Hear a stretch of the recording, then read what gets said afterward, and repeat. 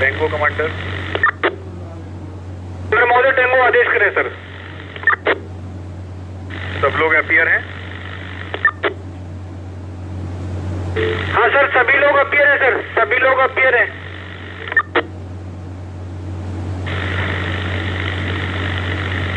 सभी थानों के SHO, SSI, एडिशनल SHO और मुंशी सभी लोग, कोई इनमें मिसिंग तो नहीं है? मैंने 4 लोग बताए थे प्रत्येक थाने के अवेलेबल होंगे। सभी लोग हैं। CO जालौन साहब छुट्टी पर हैं, इंस्पेक्टर उरई छुट्टी पर हैं, तो उनके जो सेकंड प्रभारी हैं वो मौजूद हैं सर। सभी लोग ध्यान से सुन लीजिए, ये मैं अंतिम चेतावनी आप लोग को दे रहा हूँ। आज की जो घटना है वो दिखाती है कि वही पंचायत मोड़ से बाहर नहीं निकल पाए हैं और आज बिल्कुल शर्मिंदा करने वाली घटना थी जो आज हुई है। उसके लिए मैं शर्म आनी चाहिए और डूब मरना चाहिए। जो हमारे SHO 8 का जो कृत्य है, SSI का जो कृत्य है, वो बिल्कुल इस तरह का है कि बिल्कुल डूब मरने वाली स्थिति है। शर्म आनी चाहिए हम लोग को कि हम आज के समय में FIR लिखने में और ये पंचायत मोड़ से बाहर नहीं निकल पा रहे हैं। गरीब पीड़ित को न्याय नहीं दे पा रहे हैं हम लोग। 30 तारीख को पीड़ित थाने पर आता है, 30 तारीख को उसको टहला दिया जाता है, बेवकूफ़ बना के भेज दिया जाता है। माइनर लड़की है, कैसे भी संबंध बने हो उसमें तो कोई मतलब ही नहीं है। जब माइनर लड़की है फिर क्या कंफ्यूजन था भाई? माइनर लड़की के संबंध तो आप तत्काल, माइनर लड़की के संबंध में तो आप तत्काल मुकदमा पंजीकृत करेंगे। कितने बार आपको बताया जाए? और किस SHO को कंफ्यूजन है? मतलब रेप जैसे मामले में आप लोग पंचायत करने बैठ जाते हैं यहाँ पर।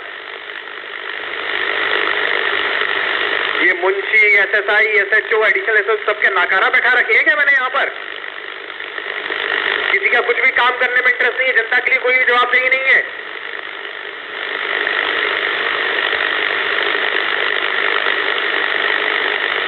गजब स्थिति है। फरियादी मेरे पास आता है, बोलता है कि हम थाने पर गए थे, FIR नहीं लिखी जा रही है। बाइक चोरी की FIR लिखने में तकलीफ होती है आप लोग को?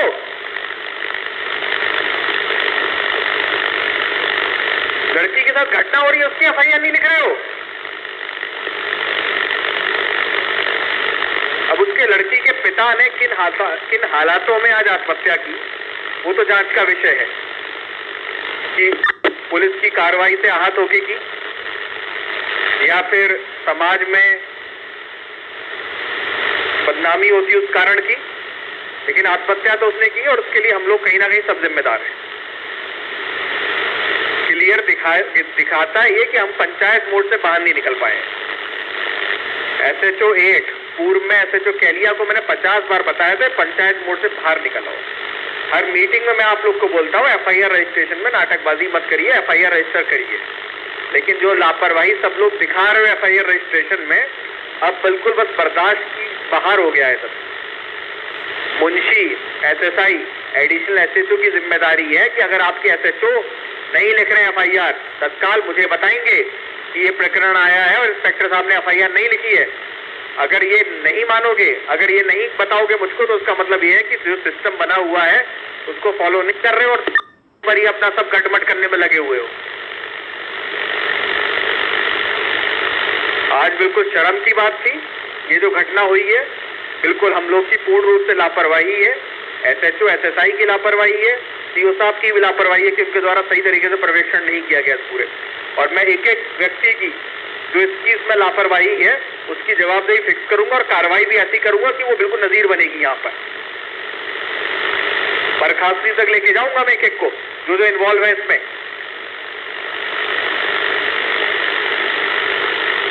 और ये अंतिम चेतावनी है, कोई भी गंभीर प्रकरण आएगा उसको आप तत्काल CO, एडिशनल SP और मुझसे डिस्कस करेंगे।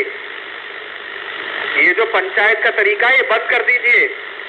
50 बार बोल चुका हूं, मेरे पास सूचना आनी चाहिए जो जो एप्लीकेशन आपकी आ रही है, लेकिन नहीं भेज रहे हैं। इस एप्लीकेशन की भी सूचना नहीं आई थी थाने से। CO साहब बस कॉपी पेस्ट करके भेज देते, COs भी नहीं देख रहे क्या सूचना उनके लोग दे रहे हैं। इतने गंभीर प्रकरण में SHO ने, SSI ने, किसी ने बताया ही नहीं हम लोग को कितना गंभीर मामला आया है और उस पर हम लोग कुछ कार्रवाई भी नहीं कर रहे। समझौता, रेप में समझौता होने लगा। ये बताया जा रहा है SHO SSI के द्वारा।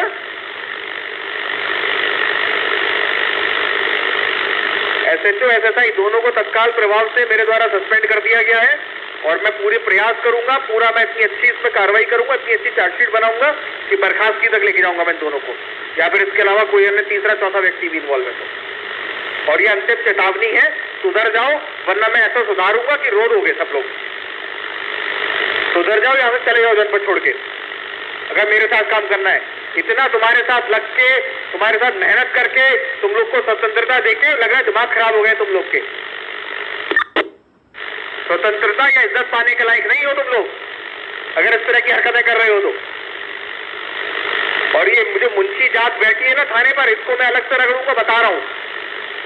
अगर किसी पीड़ित को भेज दिया, मतलब मोबाइल चोरी होता है उस आदमी के लिए मुझको मेरे पास आना पड़ रहा है, यहाँ पर बाइक चोरी हुई है उसको मेरे पास आना पड़ रहा है, मुकदमा नहीं लिख रहे हो, गंभीर मामले हो रहे उसके बारे में सूचना नहीं दे रहे हो।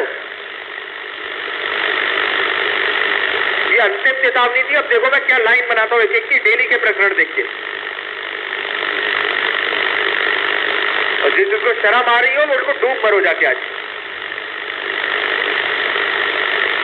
तत्काल SHO 8 और SSI वहां से रवानगी करें और लाइन में आप तत्काल प्रभाव से सस्पेंड है।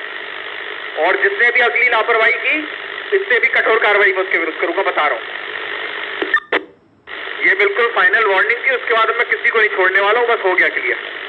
अगर डंडे के ही तुम लोग को डंडे की भाषा समझ में आती तो डंडा भी मैं बहुत अच्छा चलाता हूं। अब तुम लोग को सबको समझ में आएगा अगर दोबारा कुछ इस तरह का इवेंट मेरे सामने आ गया तो। टैंगो कमांडर सर, ठीक है बस हो गया। सभी ने सुन लिया होगा, नहीं सुना होगा तो जिसने रिकॉर्ड किया वो सुन ले, सब लोग बता देना है सर। अभी हम सबसे बारी बारी पूछ ले रहे हैं सर।